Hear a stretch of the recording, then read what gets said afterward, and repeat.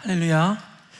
오늘도 주의 말씀과 은혜를 사모함으로 이전을 찾으신 여러분들을 주님의 이름으로 환영하고 축복합니다. 우리 앞뒤 옆분들 바라보시면서 오늘도 말씀 통해 큰 은혜 누리기를 바랍니다. 이렇게 인사하겠습니다.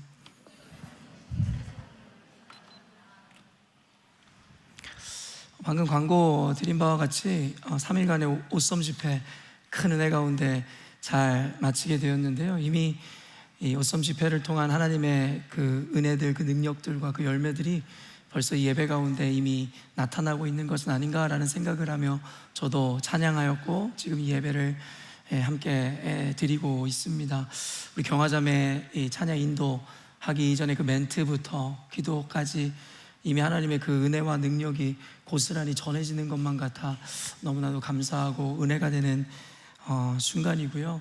또 우리 아이들의 찬양하는 그 모습들, 우리 성도들의 찬양하는 그 소리들, 그것만으로도 이미 하나님께서 이번 집회 가운데 얼마나 큰 은혜를 허락하셨는지에 대한 하나의 증거이고 증명이다 라는 생각이 듭니다. 이번 집회에 모든 이들을 만나서 함께 대화를 하거나 그 은혜들을 나누지는 못했지만 들려오는 이야기들만 들어도 벌써 곳곳에서 참 많은 은혜의 체험들과 경험들, 그리고 그 축복들을 누렸다라는 이야기들을 참 많이 듣게 되는데요. 저희 교회 이번에도 또 몇몇 분들은 또 방언을 경험하기도 하고 그로 인해서 하나님 앞에 또 하나의 증거를 얻어 담대함과 기쁨으로 나아가는 모습을 보게 되었는데, 이번에 또 학생부에 우리 서연이가 방언을 받았다는 이야기가 참 감사했습니다.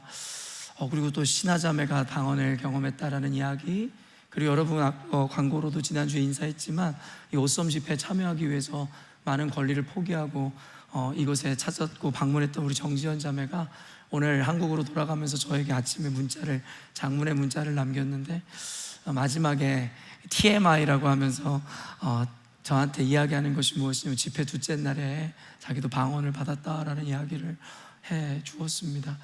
그 외에도 또 누군가는 그 방언, 아니면 방언이 아니더라도 또 여러 가지 모양의 체험들과 은사들을 경험한 이들의 이야기를 제가 듣는데요. 제가 늘 조심스럽게 이야기하는 이유는 그것이 뭔가 우리의 예배에, 그리고 우리가 하나님의 은혜를 사모하는 것에 본질로 착각이 되지 않을까라는 염려 때문이지, 그와 같은 은혜들과 은사들은 하나님이 허락하시고 주신 귀한 선물인 것은 너무나도 분명한 것 같습니다. 그러나 더 감사했던 이유는 단순히 어떤 은사를 체험하고 방언을 받았다가 아니라 제가 그들의 삶을 알기에 더욱 감사했던 것 같습니다. 서연이의 고백이 너무 귀하고 아름다웠으며, 또 약 2년 전에 우리 신하자매랑 나누었던 이 기도에 대한 이야기 때문에 이번에 그 자신의 한계 내지는 편견을 깨고 이 은사를 경험한 이야기들을 통해 목회를 하는 저에게도 또 다른 은혜가 끼쳐지는 순간일 수밖에 없었으며, 또 호주에 오기 전부터 저와 함께 대화를 나누고 또 도전을 받고 은혜를 사모함으로 많은 권리를 포기하고 이곳을 찾았던 그 정지연 자매의 스토리를 제가 너무나 잘 알고 있었기 때문에 그 간절함의 끝에 하나님의 응답과 또 다른 하나님의 사인이 그에게 주어진 것은 아닌가라는 그 생각으로 더 감사했던 순간인 것 같습니다. 이와 같은 스토리를 통해서 여러분들에게 꼭 도전하고 싶은 것은 무엇이냐면, 포기하지 않는다면 하나님 반드시 허락하십니다. 그것이 은사에 대한 것이든 응답에 대한 것이든 그 어떤 의미에 대한 것이든 마찬가지입니다. 과정 가운데 여러 가지 절망과 어려움은 있을지라도 끝까지 주를 포기하지 않는 자에게 하나님도 포기하시지 않는다는 메시지는 우리에게 분명히 전해지고 있음을 잊지 마십시오. 단순히 방언이나 어떤 은사에 대한 이야기가 결코 아닙니다. 그럼에도 불구하고 실망하여 이번에도 또 되지 않았구나 라는 생각을 하는 이들이 있다면 그렇지 않습니다. 하나님의 때와 하나님의 타이밍은 너무나도 정확하십니다. 우리의 소망과 우리의 마음과는 다르게 더 좋은 것을 주시고자 하는 하나님의 계획은 반드시 그 때를 통해 역사하시기에 포기하지 않으신다면 하나님께서 어떤 모양으로든 여러분에게 그의 살아계심의 증거를 남겨주시리라 확신합니다. 또 더 감사한 건 옷섬 집회가 여느 집회와 다르게 이번에 이벤트로 끝내는 것이 아니라 이제 매달 이 마지막 주 수요 예배를 옷섬 집회로 대체하여 똑같은 동일한 형태로 그 예배를 집회를 하나님께 올려드리기 시작할 겁니다. 그렇기 때문에 적어도 우리 열린문교회 성도들에겐 1년에 12번의 오썸 집회가 여러분들에게 주어지게 되고 그 기회들은 계속된다라는 것, 그렇기 때문에 이 과정을 통해서도 은혜를 누리시길 바라고, 목마른 자들이 오아시스를 발견했을 때 그 기쁨은 배부르고 이미 부족함이 없는 자들이 누리는 그것과는 전혀 다를 거라는 걸 여러분 아시죠? 어둠이 깊을수록 새벽을 기다리는 그 기다림이 크고 비춰지는 햇빛에 태양의 감사를 깨닫듯이 우리가 사모하고 기다리고 목마름의 깊이가 길어지고 더 커질수록 우리에게 주신 하나님의 은혜가 더욱 클 줄로 믿고, 그 믿는 믿음으로 한 달마다 이어지는 그 오썸 집회에 모두 참여하셔서 이전에는 여러분이 경험하지 못한, 누리지 못한 큰 은혜 누리셨으면 좋겠고, 저는 이제 이번 목회를 해나가면서 여러분에게 그 은혜를 나누겠지만 저 역시도 이번 집회에 너무나 특별하고 놀라운 은혜를 경험하였습니다. 하나님께서는 저를 또 다른 차원으로, 또 다른 신앙의 어떤 개념으로 저를 이동시키셨음에 대해서 확신하는 순간이었습니다. 저는 어떠한 것을 여러분에게 단정지어 이야기하기보다는 제가 목회를 하면서 그것이 어떤 것인지 여러분에게 열매로 전해드리도록 하겠습니다. 모쪼록 여러분, 참여하신 여러분 수고 많으셨고, 여러 차원에서 함께하지 못했던 분들은 매달마다 주어지는 그 오썸 집회, 그 하루의 그 귀한 시간에 꼭 참여하심으로 여러분들을 향한 하나님의 계획과 은혜를 모두 누리셨으면 좋겠습니다. 오늘은 말라기서 말씀 통해서 사랑의 역설이라는 제목으로 하나님 말씀을 증거하려고 하거든요. 그런데 여러분 믿어주실지 모르겠지만 저는 이 역설이라는 개념의 설교를 이번 주에도 또 전할지 진짜 몰랐어요. 요 몇 주간 계속 역설에 대한 그 개념들, 또 성도들도 자주 사용하는 레토릭이나 어떤 표현들이 아니다 보니까 설교를 들을 때 조금 헷갈릴 수도 있음에도 불구하고 이 역설이란 내용을 여러분들에게 의미를 꼭 전했어야만 했던 이유가 있었던 것 같아요. 그럼에도 불구하고 제 개인적 생각에는 이미 이 역설적 의미와 가치를 충분히 전했다고 생각하여 전혀 다른 방향의 설교를 준비하려고 했는데, 본문을 정해놓고 말씀을 묵상하다 보니 또 제 눈에 보이는 게 그 역설적 은혜인 거예요. 그래서 제 의도와는 다르지만 의도와 달랐기에 하나님께서 더 특별한 어떠한 이 개념들을 여러분에게 전해주시지 않을까, 또 역설에 대한 더 깊은 은혜들을 나눠주시지 않을까라는 생각을 해보게 됩니다. 역설, 패러독스라고 하잖아요. 아마 이거는 단순히 언어의 문제는 아닌 것 같아요. 이 개념의 문제인 거죠. 그래서 단순히 영어냐 한국말이냐의 문제가 아니라 이 역설이라는 개념 자체가 한국인이든 호주에서 자라서 영어가 익숙한 이들이든 참 어렵게 들리는 하나의 표현이나 단어이지 않을까라는 생각을 합니다. 일단은 그 정의 자체가 그렇잖아요. 제가 지난번에 정의를 여러분에게 가르쳐 드렸지만 한 번 더 우리 학생들도 아이들도 익히게 알려드리면, 상식적으로 말이 안 되는 표현이다, 논리의 모순이지만 그 속에 참뜻이 숨어 있다, 이 역설이라는 패러독스라는 것에 대해 단순하게 여러분에게 설명하는 사전적 의미고요. 저는 이거를 더 단순화시켜서 여러분의 이해를 좀 돕고자 하였는데요, 제가 단순화시킨 건 뭐냐면, 쉽게 말하자면 뭔가 알 것 같으면서도 모르겠고 틀린 것 같으면서도 맞는 것이다 라고 생각하시면 될 것 같습니다. 그러니까 패러독스가 보편적이지 않고 어렵게 다가오는 것이겠죠. 뭔가 모순인 것 같은데 그 안에 참뜻이 숨겨져 있고, 뭔가 알 것 같으면서도 모르겠고 틀린 것 같으면서도 맞는 이 모호성의 개념들을 함께 동반하고 있는 게 이 역설이기 때문에 여러분들이 다소 헷갈릴 수는 있겠지만, 이 역설이라는 것을 문학적으로든 개념적으로든 깊이 여러분이 이해하고 계시면 이제는 여러분 이 패러독스, 이 역설이라는 레토릭을, 수사를 굳이 성경의 기자나 하나님이 왜 사용하셨는지를 알게 될 겁니다. 성경을 우리가 그동안 많이 읽어왔잖아요. 어떤 이들은 성경을 충분히 읽어서 충분히 그 의미를 알고 있다라고 생각했던 분들도 이와 같은 이 역설의 의미를 깨닫는 순간 내가 그동안 성경의 의미를 참 많이 모르고 있었구나를 역으로 발견하는 그 은혜를 누리게 되십니다. 아무튼 이와 같이 좀 어렵지만 우리 교회에서는 끊임없이 이 주요 개념들을 설명해드리고 이해시킴으로 보다 성경에 대한 더 깊은 이해와, 그리고 감춰졌었던 보석과 같은 그 은혜들을 발견할 수 있으리라 생각합니다. 1절 말씀 읽어볼게요. 여호와께서 말라기를 통하여 이스라엘에게 말씀하신 경고라. 말라기는 여러분도 아시다시피 어찌 보면은 신약으로 이어지기 전에 침묵의 400년 기간을 맞이하는 시점에 이스라엘에게 하나님의 말씀을 증거했었던 마지막 선지자라고 생각하시면 됩니다. 가장 포로 귀환 이후에 그 끝세대에 활동했었던 이 선지자이며 사역자입니다. 그러나 여러분, 공통점이 있는데요, 시대를 막론하고 하나님 보내신 모든 선지자들은 공통적으로 당시 이스라엘, 그 시대의 이스라엘 백성들에게 경고하더라는 것이죠. 여러분, 단순히 하나님께서는 저런 메신저들을 보내면서 굳이 경고밖에 할 게 없으셨을까라고 우리가 서운한 마음을 가질 수도 있겠지만, 역으로 생각해 보면 오늘을 살아가고 있는 우리들에게도 동일하게 교훈하는 게 있어요. 무엇이냐면, 우리가 그만큼 하나님의 뜻과 하나님의 목적을 상실한 채로 살아가는 존재이구나, 어쩌면 그럴 수밖에 없는 필연적 존재이구나.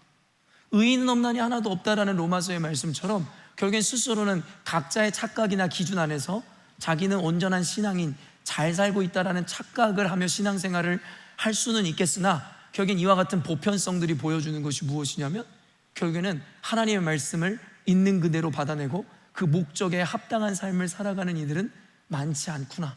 보편적으로 교회는 많으나 보편적 교회들이 모두 주님의 뜻과 그 의미를 알지 못한 채로 살아가겠구나 라는 것을 적용해 볼 수 있다는 거죠. 단순히 그 시대만 악해서 하나님께서 선지자를 보내 그들에게 경고하셨을까요? 그렇지 않다라는 거죠. 이 시대를 살아가는 우리들도 별반 다를 것 없어 하나님께서는 선지자가 아닌 여러 형태로 혹은 저와 같은 목회자를 통해 경고하시고 오늘도 말씀하십니다 라고 생각하시면 되는 거죠. 그렇기 때문에 이와 같은 말씀이 서운하게 들릴 이유도 없습니다. 우리 실존을 이해했다면 이와 같은 경고가 서운하게 들리는 것이 아니라 도리어 나를 포기하지 아니하시는 하나님의 마음으로 들려질 수밖에 없다는 겁니다.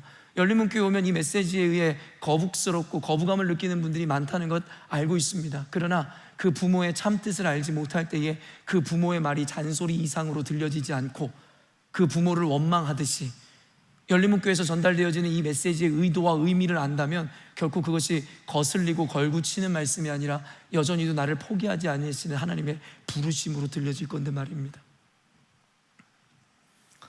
말라기는 이스라엘 백성에게 경고를 하는데요, 그 시대의 이스라엘에게 어떤 경고를 하고 있을까요? 2절 말씀 한번 읽어보도록 하겠습니다.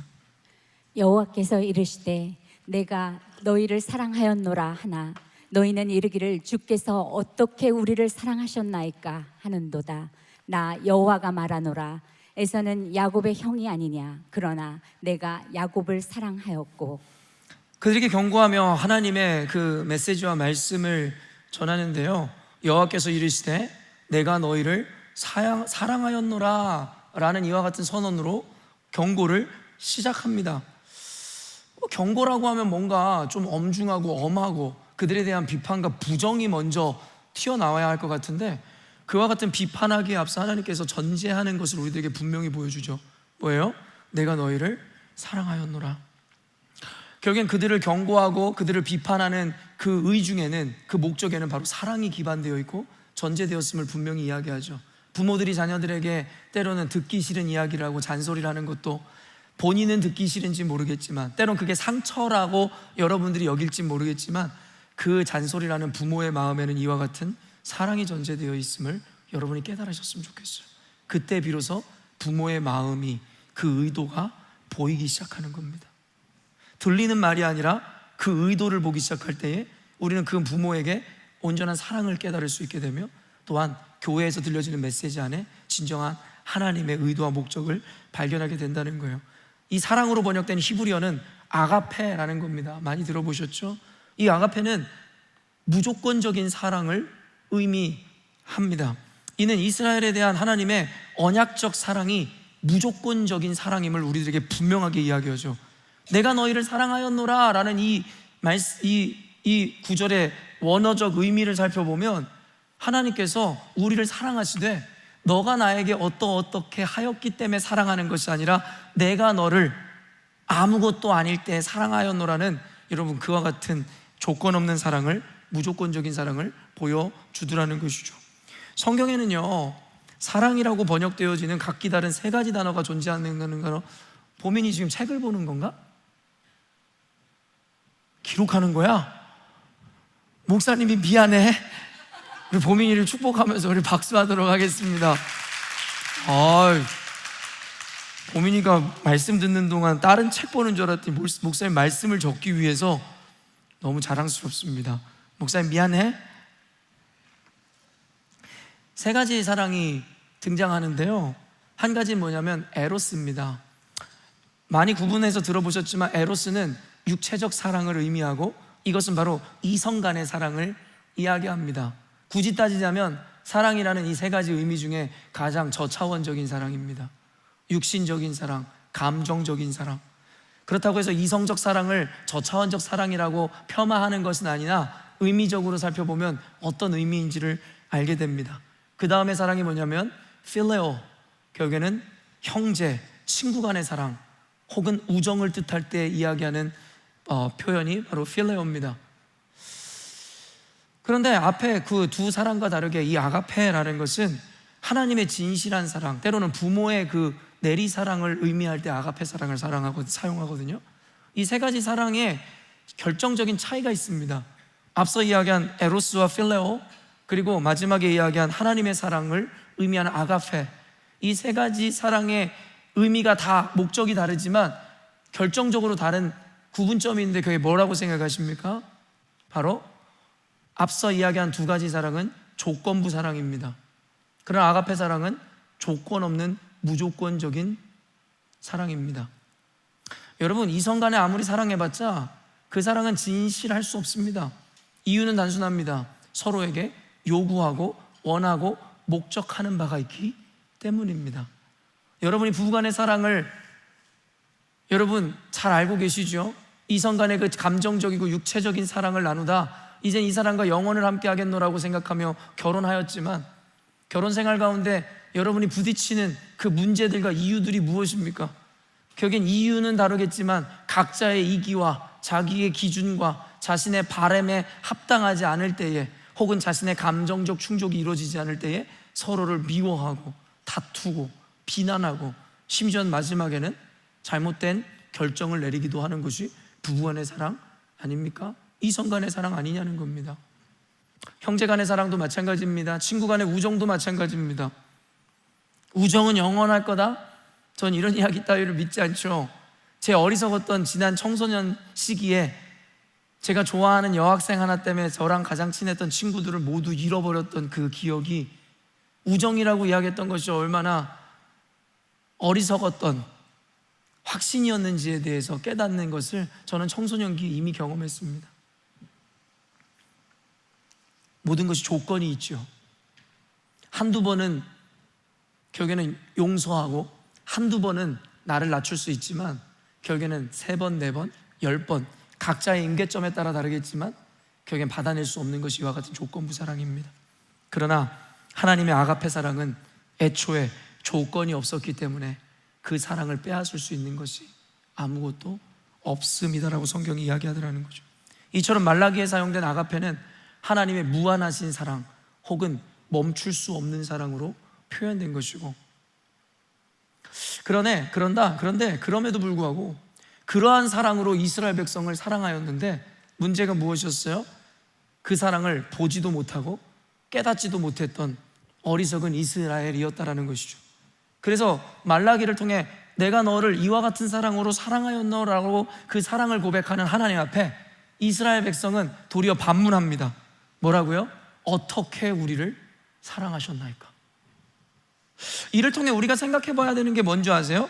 적어도 지금 이 시점, 그때 당시에 이스라엘이 처한 그 시점에서 자신들이 생각하고 이해할 수 있는, 또 인지할 수 있는 사랑의 모양을 보지 못하였음을 알 수 있는 거죠. 무슨 말인지 아십니까? 하나님이 사랑한다라고 이야기했는데 이스라엘 백성들의 항변은 이거예요. 말로만 사랑이지 우리에게 도대체 어떤 사랑을 보여주셨습니까? 어떤 사랑을 느끼게 하셨습니까? 어떤 사랑을 인지하게 하셨습니까? 라는 항변과도 같다라는 것이죠. 만약에 그들에게 재정적 축복이 넘쳐나는 거예요. 그리고 또한 기적이 날마다 일어나고 번영과 충만이 지속됐다면 그들은 아마도 하나님의 사랑이었노라고 인정했을지도 모르겠어요. 아, 맞습니다, 하나님. 제가 보아도 하나님이 우리를 사랑하는 것 같습니다. 그러나 예상해건대 아마도 그들은 이와 같은 축복의 모양을 전혀 경험하지 못한 듯합니다. 재정적으로도 녹록치가 않았고 하나님은 보이지 않고 살아계시지 않은 것과 같이 그들에게 전혀 당신의 계시를 드러내지 않았을지도 모르겠으며, 번영과 충만은커녕 계속되어지는 실패와 좌절이 그들의 삶 가운데 있었을지도 모르겠죠. 그러다 보니 여러분, 그들은 이와 같은 반응을 할 수밖에 없는 거죠. 하나님 당신이 진실로 우리를 사랑했다면 과연 우리들의 인생이 이럴 수 있습니까? 어쩌면 우리들이 하는 고백과 다를 바가 없습니다. 대놓고 하나님 앞에 당신이 어떻게 우리를 사랑하셨습니까? 라고 이들과 같이 이야기하진 않지만 우리 마음 가운데는 이미 벌써 수도 없이 이와 같은 고백을 하나님께 했겠죠. 설교를 들을 땐 하나님이 우리를 사랑하시고 가장 좋은 것을 주신다라고 말씀하셨는데, 우리 인생을 살펴보니 내가 바라는 대로 되는 것은 없고 내 인생에는 절망만 드리워지는 것 같고 실패만 주어지는 것 같으니 하나님 정말 우리를 사랑하는 건 맞습니까? 라고 이들과 같이 항변했던 순간이 너무나도 많았을 겁니다. 말라기 배경을 살펴보면 포로 귀환을 하잖아요. 바벨론의 포로로 끌려갔던 그들이 70년 만에 페르시아의 바사를 통한 하나님의 은총을 경험함으로 70년 만에 포로 귀환을 하였습니다. 그리고 여러분도 아시겠지만 성전을 재건하고 국가의 성벽을 세우고, 그러나 그 이후에 수십 년이 경과했지만 그들이 그렇게 기다렸던 메시아가 오지 않는 거예요. 그들은 절박한 상황 가운데서도 이 소망 하나 붙들고 버티고 견뎌왔는데 하나님 약속하신 메시아가 출현하지 않아요. 그래서 어떻습니까? 그들 마음 가운데 깊은 실망감에 빠지게 되고, 여전히도 자신들을 조롱하고 있었던 이방인들은 여전히도 그들을 우습게 여기고, 자신들의 여러분 임계점에 다다라서 이들은 깊은 회의감과 신앙적인 여러분 매너리즘에 빠지게 됐을 거예요. 그러다 보니까 어떤 현상이 나타나요? 하나님의, 적어도 구약시대의 개념으로 보면 율법을 어기고, 그리고 영적으로 도덕적으로 깊은 침체에 빠지게 되는 것이죠. 그 실망감이 깊고 그 매너리즘이 깊어서 말입니다. 그러니 그들이 이와 같은 상황에서 하나님의 사랑을 깨달을 수 있었겠냐라는 거예요. 단순히 전지적인 작가 시점으로 성경을 보면서 하나님 앞에 어떻게 감히 저놈들은 저런 이야기를 할 수 있어라고 이야기하지 마세요. 그게 바로 우리들의 모습이니까 말입니다. 성경은 그들을 블레임하라고 이와 같이 구절을 기록해 놓은 것이 아니라 21세기를 살아가는 너희들도 다를 바가 없다를 가르쳐 주기 위해서 이 말씀을 우리들에게 남기는 거 아니겠냐는 거예요. 이에 대해 하나님이 가지고 오신 비유가 뭐예요? 바로 야곱과 에서의 비유였습니다. 여러분, 히브리 사회의 통념과 상식적 개념으로 보면 장자의 권리를 가지고 있었던 에서를 하나님께서 택하시고 그를 높이는 것이 당연해 보이죠. 여러분, 한국 사회 비단 1세기까지 가지 않아도 반세기만 올라가 봐도요, 집안에 여러분 장남이 최고였어요. 차남이고 여러분 아들 필요 없습니다. 장남이 최고였어요. 그래서 모든 유산을 장남에게만 물려주는 이와 같은 일들도 있었다라는 거 여러분 들어보셨죠? 딸들은 아무 필요도 없다라고. 오늘날 이런 얘기하면 큰일 나겠지만 반세기만 위로 올라가도 그와 같은 일들이 있었다고요. 그러니 2000년 전, 수천 년 전에는 여러분 어떤 개념들이 그들에게 있었겠어요? 무엇보다도 이스라엘과 같은 남성의 권위가 더욱 강조되던 그 시대에, 그 고대 사회에 어떤 개념이 있었겠냐고요. 그냥 단순히 차남한테도 유산 줄 수 있지, 차남에게도 그와 같이 높일 수 있지, 오늘날 우리가 생각하는 이런 개념이 아니라니까요. 요즘엔 딸이 더 좋잖아요. 우리 아들들이 들으면 서운할 수 있겠지만 요즘에는 딸을 더 좋아하는 시대잖아요. 시대가 바뀐 거죠. 반세기로만 올라가도 여러분 남존 여비 사상이 우리 가운데 얼마나 뿌리 깊게 있었는지 여러분 다 알고 계시잖아요. 그러다 보니 하나님께서 에서가 아닌 차남인 야곱을 택했다는 것은 우리의 통념과 상식을 훨씬 벗어나는 충격적인 선언이고 선택이란 말입니다. 그러나 하나님은 이 당시의 상식과 통념을 깨고 야곱을 선택하신 겁니다. 이게 바로 상식을 넘어서는 사랑의 역설을 우리들에게 가르치고 있는 거예요. 바로 이 상식을 깨는 사랑을 신약에서도 보여주는데, 로마서 5장 5절에서 8절 말씀 한번 읽어봅시다. 소망이 우리를 부끄럽게 하지 아니함은 우리에게 주신 성령으로 말미암아 하나님의 사랑이 우리 마음에 부은 바 됨이니, 우리가 아직 연약할 때에 기약대로 그리스도께서 경건하지 않은 자를 위하여 죽으셨도다. 의인을 위하여 죽는 자가 쉽지 않고 선인을 위하여 용감히 죽는 자가 혹 있거니와 우리가 아직 죄인 되었을 때에 그리스도께서 우리를 위하여 죽으심으로 하나님께서 우리에 대한 자기의 사랑을 확증하셨느니라. 여러분, 이것은 어떤 종교에서도 찾아볼 수 없는 위대한 선언입니다. 여러분, 하나님이 성육신하셔서 낮고 낮은 땅으로 내려오신다? 이것 자체가 이미 어떤 종교에도 없는 개념입니다. 그러나 그 단순한 본질적 개념의 차원을 넘어 먼저 상식을 우리들에게 로마서에서 전해주고 있는 것이 무엇이냐면, 의인을 위하여 죽는 자가 쉽지 않고, 여러분 주변에 아무리 의로운 자가 있다 한들 여러분이 그 사람을 위해서 죽어줄 수 있습니까? 여러분, 목사님이 그래도 여러분을 위해서 여러분에게 선한 사람, 착한 사람 아니에요? 하나님의 말씀을 증거해주는. 수인아, 그렇지 않아? 그런데 너 목사님을 위해서 죽어줄 수 있니? 너무 당당하게 고개를 흔들잖아요. 여러분, 이게 상식인 거예요. 여러분이 아무리 저에게 고마움을 느낀다 한들 여러분이 저를 위해서 죽어줄 거예요? 한서야, 너 목사님 위해서 죽어줄 수 있어? 너무 자신 있게 있는 얘기하지 마. 여러분, 그게 상식이에요. 그런데 우리 성도들이, 이 많은 성도들 중에 보편적으로 모두가 아니라고 해도 그 어떤 누군가는 혹 목사님을 대신해서 죽어줄 수 있는 사람이 있을지도 몰라요. 지금 그걸 이야기하고 있잖아요. 의인을 위하여 죽는 자가 쉽지 않고 선인을 위하여 용감히 죽는 자가 혹 있거니와. 아주 간혹 레어하게 있을지 모르겠지만 예수님의 죽으심과 희생은 뭐라고 얘기해요? 우리가 아직 죄인 되었을 때에, still sinner. 여러분, 이게 뭘 의미하는지 아세요? 단순히 죄를 졌다, 도둑질했다, 살인을 저질렀다, 이 얘기가 아니에요. 이 죄인에 포함된 의미는 이제 곧 예수 그리스도를 십자가에 달아 죽일 원수라는 것을 의미하고 있는 거예요. 여러분들 삶에 그냥 가슴 깊이 여러분에게 상처를 남겨온 원수 같은 존재들이 있어요? 여러분, 그 사람 지금 용서했습니까? 예수님을 만난 이 시점에서 그들 용서하셨습니까? 아직까지도 용서하지 못했기 때문에 쓴뿌리, 상처, 트라우마가 남는 것이겠죠. 이해합니다. 안 되는 걸 어떻게 합니까? 언젠가 주님이 이루시겠죠. 그러나 여전히 여러분 마음 가운데 깊은 상처를 남긴 원수와 같이 여겨지는 누군가가 있을지 모르겠어요. 그런데 여러분, 그 사람 위해서 죽어주실 수 있으세요? 여러분, 이거는 비상식이고 비논리이고 있을 수 없는 일입니다. 이게 바로 모순이라는 거예요. 그러나 뭐라고 이야기합니까? 우리가 아직 죄인 되었을 때에 그리스도께서 우리를 위하여 죽으심으로 하나님께서 우리에 대한 자기의 이 아가페 사랑을 확증하셨다는 거예요. 무슨 조건이 있었습니까? 우리가 그의 원수 되었을 때에 그리스도께서 우리를 위해 십자가에 대신 죽어주셨는데 말입니다. 이를 뭐라고, 무슨 상식으로, 무슨 논리로 설명할 수 있습니까? 누가 죄인, 더 나아가 원수를 위해 대신 죽어줄 수 있단 말입니까? 그러나 하나님은 그의 아가페 사랑을 예수 그리스도를 통해 보여주신 겁니다. 이는 바로 조건 없는 사랑인가 더불어 하나님의 언약적 사랑에 근거한 주권적 섭리의 결과임을 보여주는 겁니다. 여러분에게 늘 진부한 것 같이 들려질 것처럼 제가 이야기하지만 조건 없는 사랑이 강력한 이유는 조건이 없이 우리를 택하시고 사랑했기 때문에 그 어떤 조건도 그 사랑에서 우리를 끊어낼 수 없다라는 논리입니다.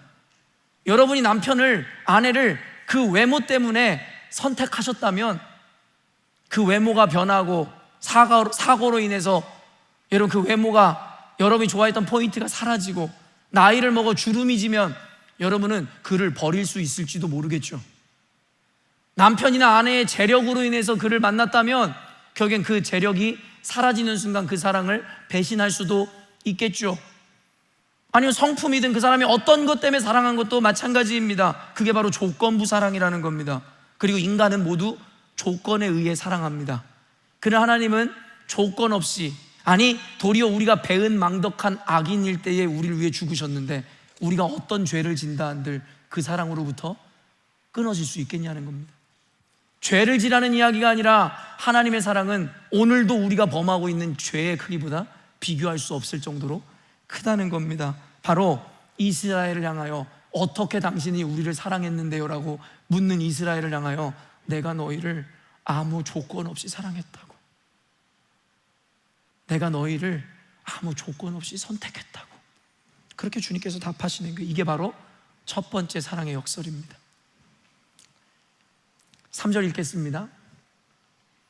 에서는 미워하였으며 그의 산들을 황폐하게 하였고 그의 산업을 광야의 이리들에게 넘겼느니라. 그러면서 두 번째 역설적인 내용들이 전달되어질 건데요, 많은 이들이 야곱과 에서의 이야기를 통해 분노하는 포인트가 있잖아요. 그렇기 때문에 구약 성경에서 인용될 뿐만 아니라 신약 성경에서도 곳곳에 야곱과 에서에 대한 비유들이 계속 등장해요. 여러분, 사랑한다는 말은 얼마든지 받아들일 수 있겠어요. 하나님께서 조건 없는 사랑으로 야곱을 선택하셨다? 오케이. 우리를 조건 없는 사랑으로 선택하셨다? 오케이. 좋잖아요. 받아들일 수 있어요. 근데 우리가 받아들일 수 없는 포인트가 뭐예요? 왜 아무 죄 없는 에서를 미워했냐라는 거예요. 도대체 에서가 무슨 잘못을 해서? 급기야 그걸 설명해내는데 로마서 9장 10절에서 13절 말씀입니다. 그뿐 아니라 또한 리브가가 우리 조상 이삭 한 사람으로 말미암아 임신하였는데 그 자식들이 아직 나지도 아니하고 무슨 선이나 악을 행하지 아니한 때에 택하심을 따라 되는 하나님의 뜻이 행위로 말미암지 않고 오직 부르시는 이로 말미암아 서게 하려 하사 리브가에게 이르시되 큰 자가 어린 자를 섬기리라 하셨나니 기록된 바 내가 야곱은 사랑하고 에서는 미워하였다 하심과 같으니라. 우리가 이해할 수 없는 포인트, 분노하는 포인트가 이거예요. 아직 리브가의 뱃속에서 나지도 않았어요. 그러니 외모도 형체도 그리고 무언가 죄를 범할 시간조차도 없었어요.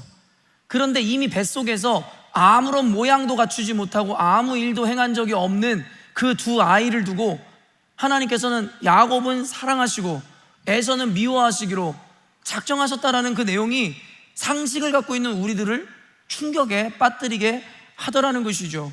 그러나 이와 같은 의미를 우리는 전혀 하나님의 의도로 보지 못하니 이와 같은 이 난제에 스스로의 고통에 빠지게 된다라는 겁니다. 에서를 미워했던 이 미움은 단순히 감정적 차원의 미움이 아닙니다. 내가 하율이는 사랑하고 하빈이는 미워하고 하빈이는 사랑하고 하율이는 미워하고 단순히 이런 개념의 감정적 이모셔널한 사랑을 이야기하는 것이 아닙니다. 이는 바로 야곱을 향한 선택적 사랑에 대한 대조의 의미에서의 유기를 의미하는 겁니다. 어려울 수 있지만 이해하실 수 있는 분은 이해하세요. 또한 앞서 언급한 조건 없는 사랑을 더욱 극대화하여 드러내기 위한 레토릭이기도 하더라는 것이죠. 이 육이라는 것은 조건 없이 하나님의 섭리 가운데 선택된 야곱을 향한 하나님의 사랑을 더욱 극대화하여 드러내기 위한 하나의 레토릭이고 하나님의 방식입니다. 이스라엘에는요 헤렘법이라는 게 있어요. 이 헤렘법이 그 개념을 그대로 보여줍니다. 헤렘법을 뭐라고 얘기했어요? 진멸법이라고도 하는데요, 이스라엘이 이방인들의 땅과 성을 점령하면 그곳에 있는 모든 생물과 물건들을 몇 가지를 제외하고는 모두 진멸해야 하는 법을 하나님께서 말씀하셨어요. 그래서 이스라엘은 피눈물도 없이 이방의 땅을 점령했을 때 그곳에 있는 남녀노소 수창과 우양할 것 없이 모든 생물을 멸절하라는 하나님의 명령을 받았고 이를 실행했어야만 합니다. 여호수아 6장 20절에서 21절 말씀입니다. 이에 백성은 외치고 제사장들은 나팔을 불 때 백성이 나팔 소리를 들을 때에 크게 소리질러 외치니 성벽이 무너져 내린지라. 백성이 각기 앞으로 나아가 그 성에 들어가서 그 성을 점령하고 그 성 안에 있는 모든 것을 온전히 바치되 남녀노소와 소와 양과 나귀를 칼날로 멸하니라. 여러분, 너무 충격적인 메시지예요. 그동안에 우리가 여리고성을 믿음으로 돌았더니 와장창 여리고성이 무너졌다, 제리코 무너졌다, 이것만 우리는 관심을 가졌는데 그 디테일을 살펴보면 그런 승리의 함성과 소식 이면에 너무 충격적인 사건이 있는 거예요. 여리고성을 그렇게 들어갔더니 뭐라고 이야기하는 거예요? 그 성에 들어가서 그 성을 점령하고, 여기까지는 좋아요. 그 성 안에 있는 모든 것을 온전히 바치되 남녀노소가 뭔지 아세요? 남자든 여자든 노소, 노인들이든 아이들이든 아기들이든 여러분 모두 죽여버렸다라는 거예요. 거기다 심지어 소와 양과 말 못하는 짐승들까지도 모두 칼로 쳐 죽였다라는 것이죠. 충격적이지 않아요? 처음 이 말씀을 읽었을 때의 충격이 아직도 생생합니다. 목사님도 그랬어요. 왜냐하면 내가 이미지화하고 있었던 하나님은 사랑과 자비 그리고 용납과 용서의 하나님이었거든요. 근데 내가 그리고 있었던 하나님의 이미지와는 너무 동떨어진 거예요. 하나님이 저렇게 잔인한 분이시란 말이야? 말 못하는 아이들과 힘없는 노인들까지도 모두 죽여버리라고 말씀하시는 이게 도대체 무슨 말씀인지 혼란스러운 거예요. 그러나 이후에 깨닫게 되었습니다. 이방인들에 대한 단호함은 결국 이스라엘을 향한 더 깊은 사랑으로 이어진다라는 걸 말입니다.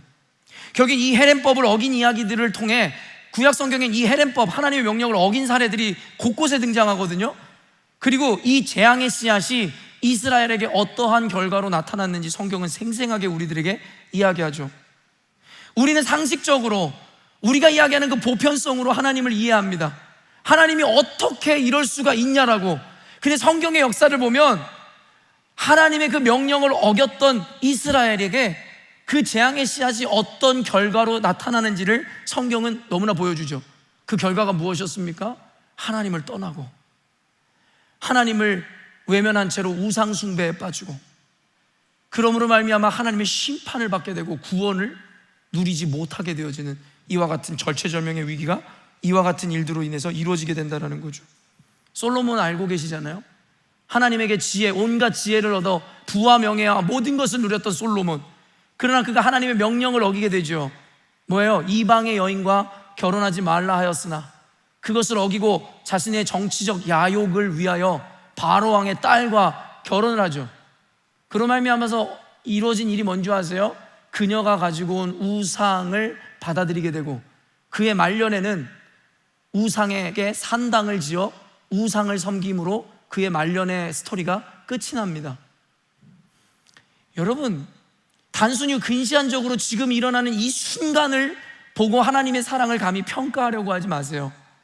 단순히 여러분의 상식에 어긋난 그 어떤 일들로 인해서 하나님의 사랑을 폄하하려고 하지 마세요.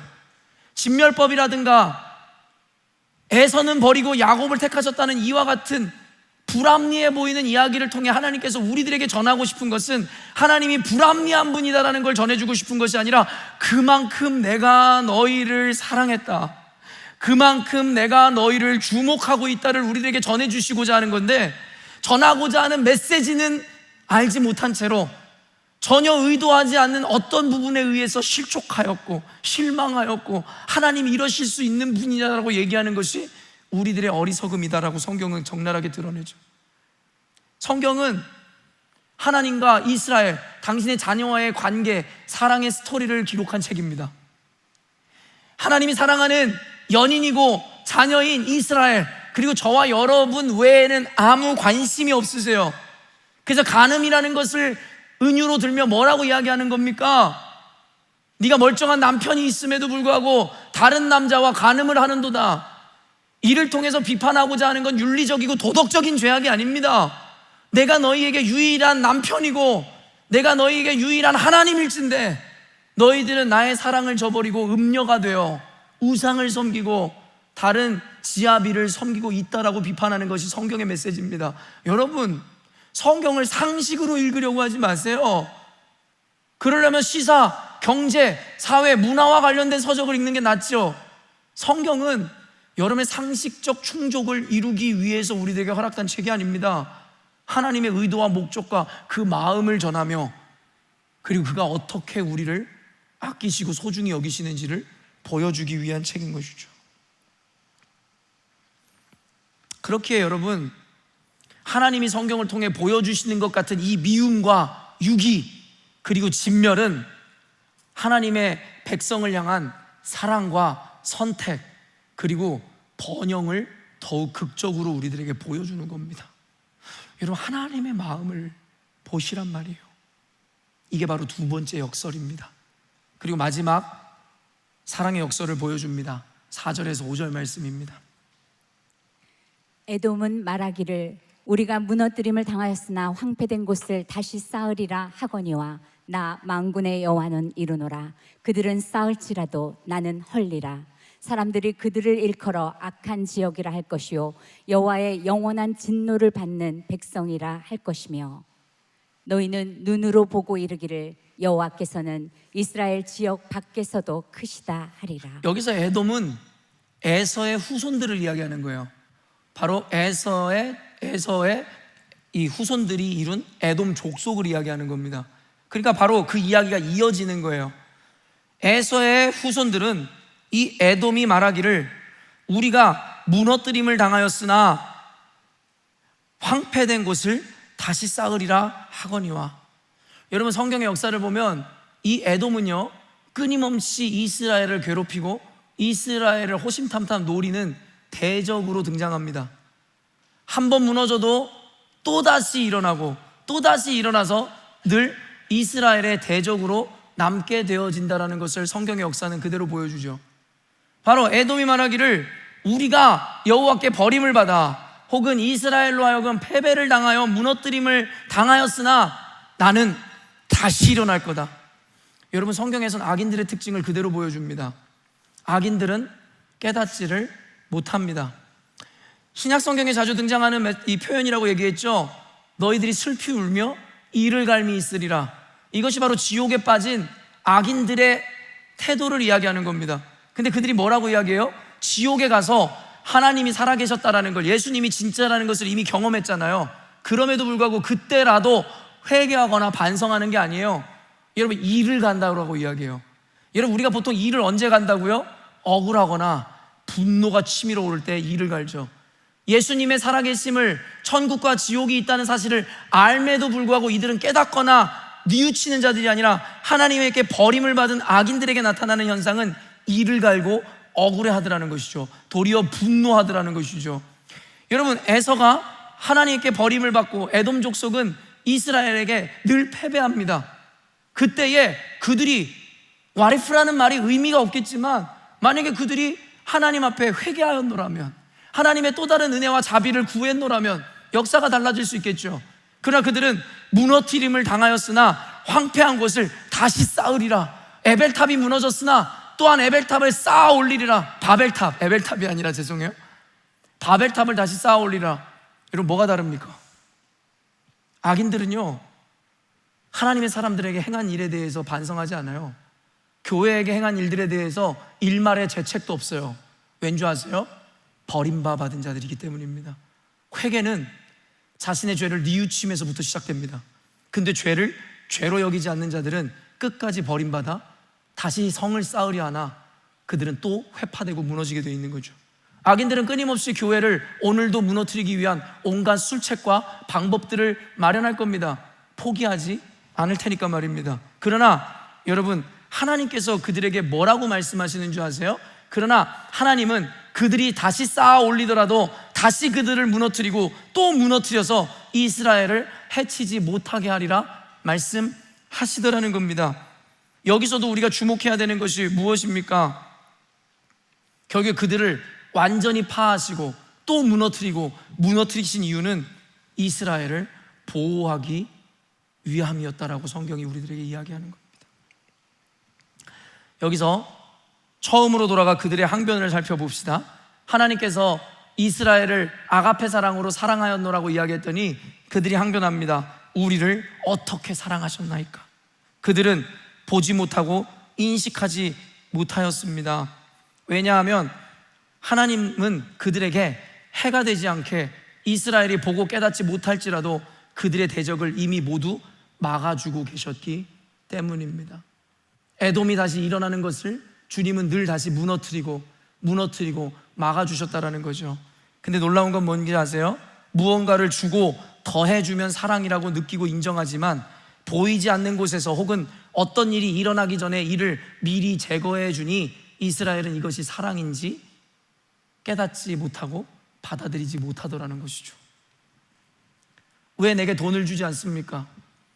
왜 나를 내를 이와 같은 고통 가운데 내버려 두십니까? 왜 나에게 번영과 축복을 주시지 않습니까?만 우리는 주목하지, 이미 우리 가운데 일어날 수 있었던 모든 악재와 어려움들과 저주의 끈을 끊으신 그 하나님의 보호하심에 대해서는 우리는 보거나 인식하지 못하니 하나님 당신이 우리를 어떻게 사랑하셨습니까? 라는 이야기를 할 수밖에 없다는 것이죠.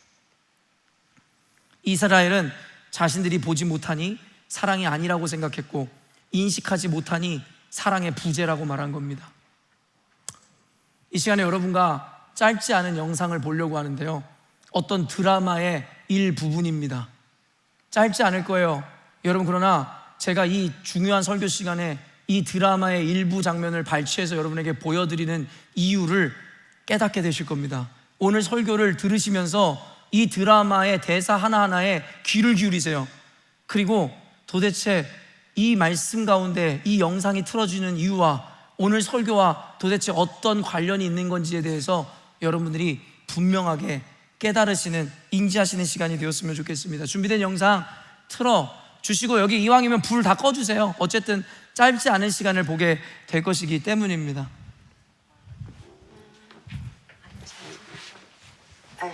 아니, 이런. 오늘은 반근무예요. 아, 그래.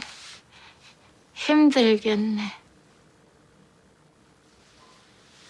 어머니는 알츠하이머를 앓고 있습니다. 대상아.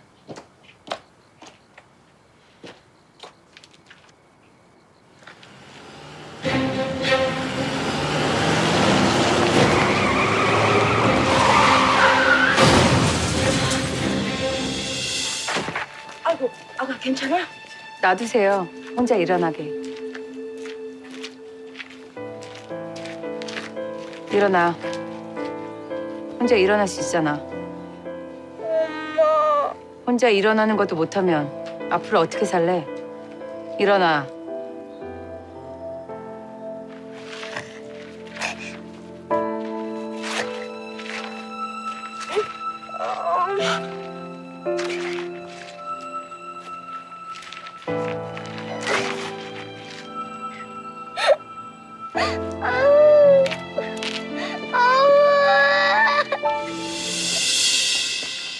야, 절름말이 쩔뚝이. 야, 네 다리 로봇 다리며. 너도 로봇 태권브이처럼 싸움 잘하냐? 야, 한번 붙어보자. 수바, 수바. 일어나. 8시야. 밥 먹고 학교 가야지. 아파. 오늘 학교 못 가. 가. 아파도 학교 가서 아파.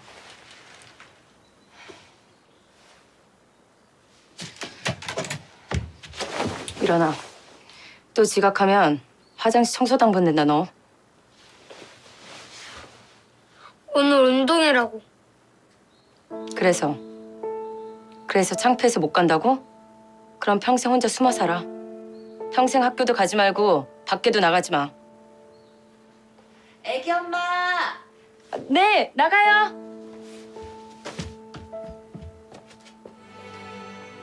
또 어묵이야? 먹기 싫으면 먹지 마. 돼지고기 좀 넣으면 안 돼? 다른 집은 다 김치찌개 해도. 그럼 그 집 가서 살아. 안 말려.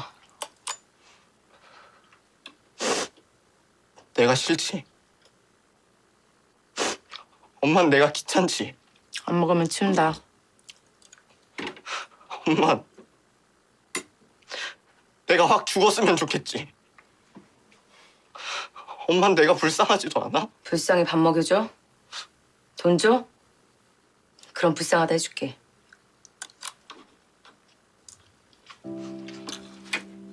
다 먹고 설거지 해놔.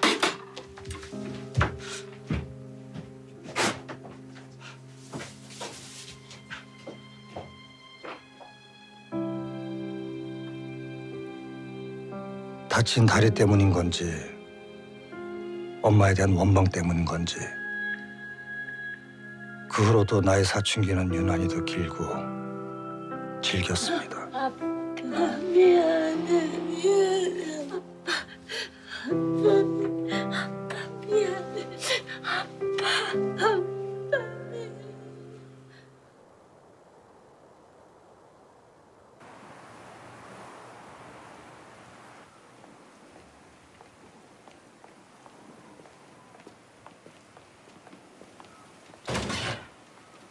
아이씨, 저기 오늘 좀 밤새 들어온다는데 좀 사이즈 좀 쓸자고.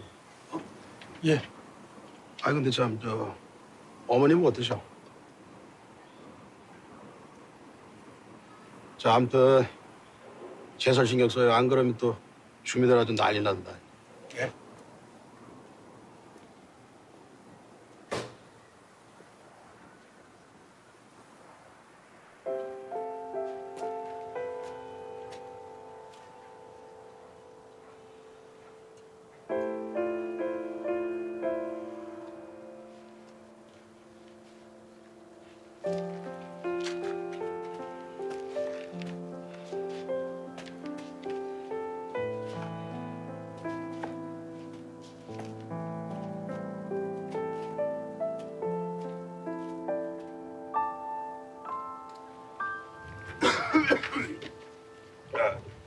그래, 길 미끄럽다.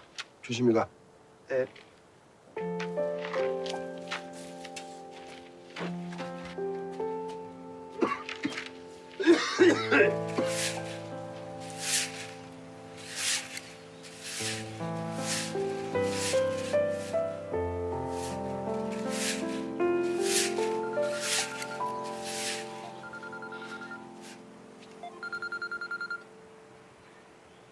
여보세요?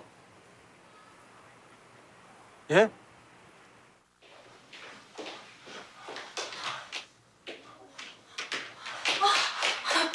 병실에 안 계셔가지고 다 뒤져봤는데 안 보이세요. 아니 아까 분명히 체온 검사할 때는 계셨는데. 가끔요.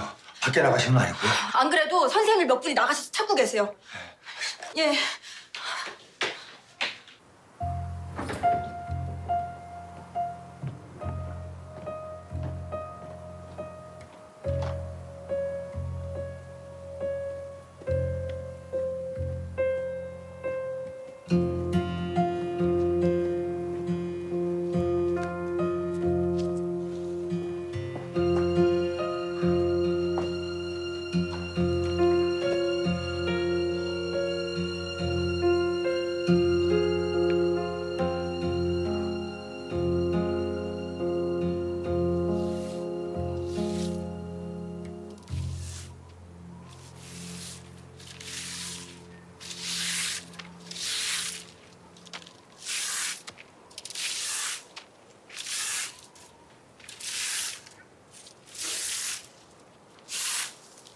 뭐 하시는 거예요, 지금?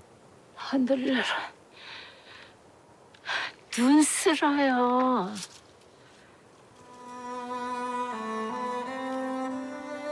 눈이 오잖아요.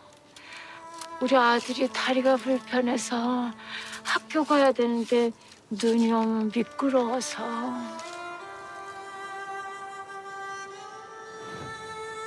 혼자 일어나는 것도 못하면 앞으로 어떻게 살래? 오늘 운동회라고. 그래서 창피해서 못 간다고? 그럼 평생 혼자 숨어 살아.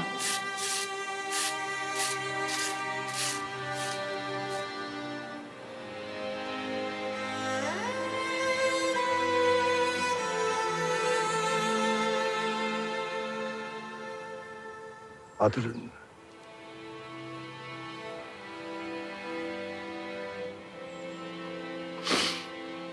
몰라요, 그거. 몰라도 돼요. 우리 아들만 안 미끄러지면 돼요.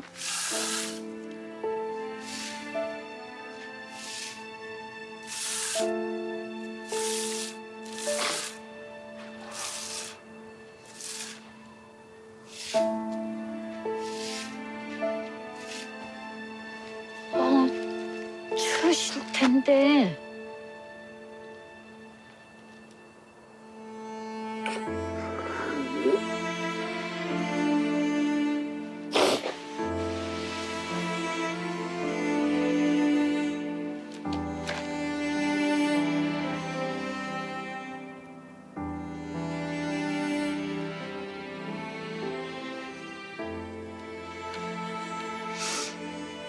이제 그만 쓰셔도 돼요.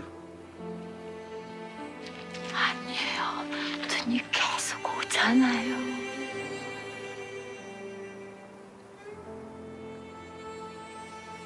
아드님,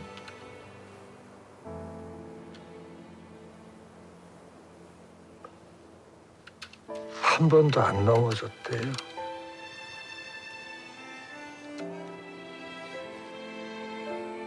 눈 오는 날을 낸대. 번도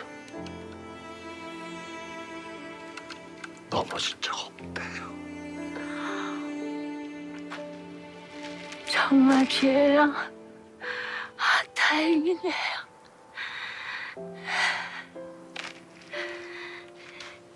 왜 울어요? 에이, 어떡해. 아유, 추운데 밖에서 뭐 하시는 거예요?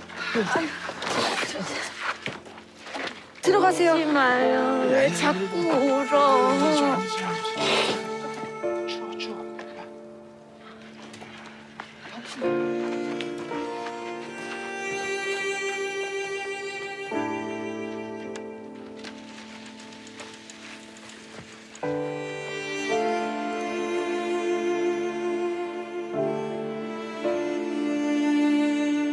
여보.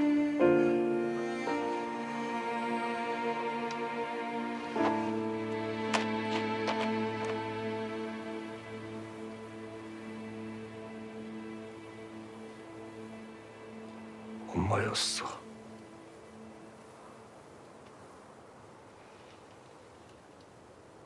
평생 내 앞에 눈을 쓸어준 게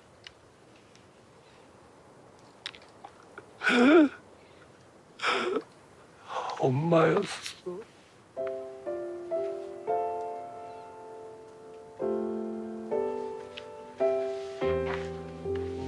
울어요. 울어도 괜찮아. 참지 말고 울어.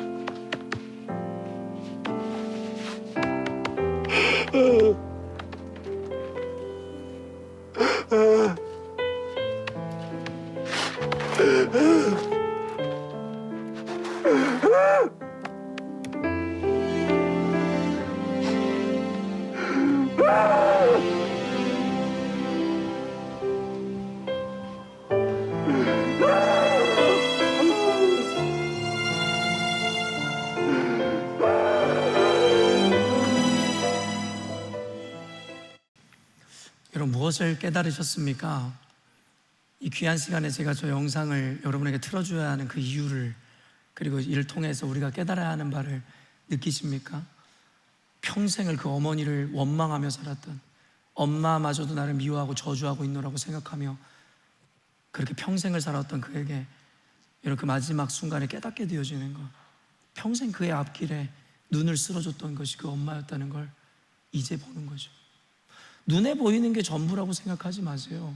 여러분이 누리고 지금 갖고 있는 것, 경험하는 것을 전부라고 생각하지 마세요. 이미 여러분이 인지하지도 깨닫지도 못하는 그 이전에 하나님께서 이미 우리를 위해서 막아주시고 이루어주시고 우리를 위해서 싸워주셨음을 잊지 않았으면 좋겠습니다. 설교의 결론을 맺으려고 합니다. 하나님은 이렇게 우리를 사랑하시고 우리가 보지 못하고 깨닫지 못하는 순간에도 우리를 위해 일하고 계셨습니다. 다만 우리의 눈이 멀고 어리석어 그 사랑을 보지 못하고 인식하지 못하니 오늘 이스라엘이 그러했듯이 어떻게 주께서 나를 사랑하였나이까. 시편 121편 4절 말씀 마지막으로 읽어보겠습니다. 이스라엘을 지키시는 이는 졸지도 아니하시고 주무시지도 아니하시리로다. 여러분, 우리 아이가 여기 계신 여러분들이 아팠을 때에 여기 계신 모든 부모님들은 잠을 자지 못했어요. 그리고 여러분 그런 얘기 들어봤는지 모르겠지만 내 아이 대신 내가 아팠으면 좋겠다. 그게 부모의 마음입니다. 여러분 그 마음 알아요? 여러분은 죽었다 깨어나도 몰라요. 그리고 여러분이 언제 알게 되냐? 여러분이 그 자녀를 갖게 될 때 그 마음을 비로소 그때야 깨닫게 되는 거예요. 우리 하나님은 졸지도 주무시지도 않는데요, 한 번도 눈동자를 저와 여러분에게서 떼신 적이 없어요. 여러분 절망하고 도대체 하나님 어디 계시냐고, 난 하나님을 저주한다고 그렇게 원망하는 그 순간에도 하나님은 한 번도 여러분에게 눈을 떼신 적이 없으시고 졸지도 주무시지도 않았다라고 얘기하죠. 하나님은 지금도 쉬지 않으세요. 그리고 저와 여러분을 위해서 일하고 계세요. 우리 열린문교회를 위해서 일하고 계십니다. 마지막으로 제가 어떤 영화의 대사를 여러분에게 읽고 설교를 마칠 건데요, 이것도 잘 들어보셨으면 좋겠어요. 힘을 달라고 기도했더니 하나님은 내게 극복해야 할 어려움을 주셨습니다. 지혜를 달라고 기도했더니 하나님은 내게 풀어야 할 문제들을 주셨습니다. 용기를 달라고 기도했더니 하나님은 내게 극복해야 할 위험을 주셨습니다. 사랑을 달라고 기도했더니 하나님은 내게 공경에 처한 사람을 주셨습니다. 나의 기도는 모두 응답받았습니다. 여러분이 생각하고 바라고 원하는 것을 하나님의 응답이라고 정의하지 마세요.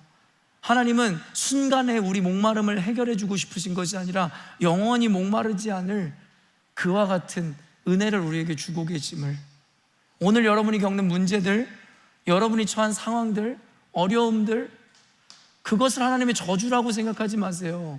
너희를 향한 나의 생각을 내가 하나니 이것은 재앙이 아니라 너희 장래에 소망을 주려 하는 나의 계획이라. 하나님이 모르신 가운데 일어나는 일은 아무도 없습니다.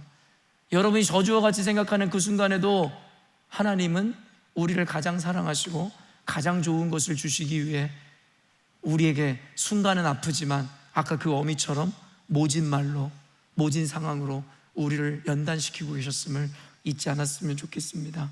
하나님의 사랑은 우리의 상식과 바램과는 다른 역설을 통해 우리 가운데 전달된다는 것을 잊지 아니하시므로 험한 세상 가운데 살아내실 때에 믿음으로 이 사랑을 의지하여 승리하시는 저와 여러분 되었으면 좋겠습니다. 함께 기도하겠습니다.